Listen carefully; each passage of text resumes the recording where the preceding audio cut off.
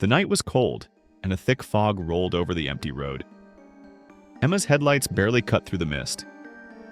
She drove slowly, gripping the wheel. Suddenly, a shadow flickered ahead, a figure standing still. Her heart pounded. Who was there in the middle of nowhere? Emma stopped the car. The figure, a man in an old coat, stepped forward.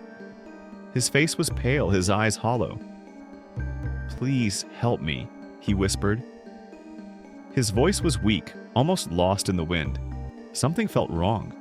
The fog thickened around them, twisting like ghostly fingers. Emma blinked. The man was gone. She stepped out, looking around. The road was silent except for the whispering wind. Had she imagined him? Then, faint footprints appeared in the mist, leading into the dark forest. A chilling voice whispered her name. Emma followed the footprints into the woods. The trees stretched tall and lifeless. A dim light flickered between the branches. A feeling of being watched crawled over her skin.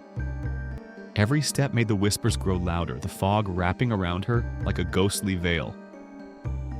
Through the mist, an old wooden cabin appeared, its walls covered in ivy. A candle flickered in the window.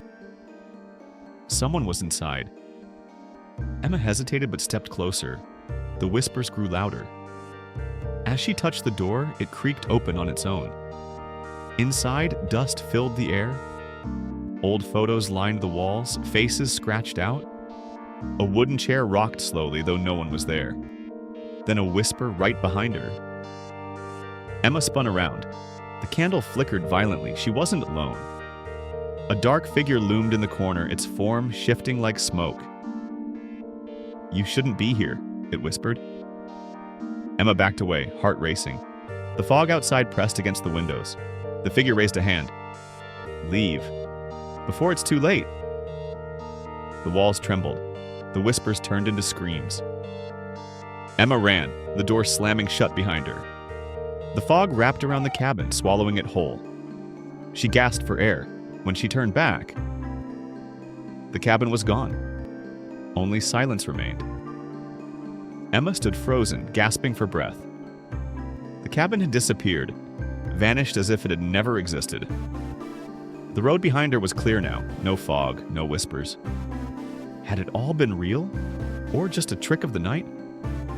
But then, something cold brushed against her hand. She looked down. In her palm lay an old key, rusted and ice-cold. The whispers had stopped, but their secret remained. Emma rushed back to her car, heart pounding. As she turned the key in the ignition, the radio crackled. A voice, barely a whisper, spoke. "You found it. Now it begins." The engine roared to life, but the fog slowly crept back, swirling in the rearview mirror. Something was still out there, waiting.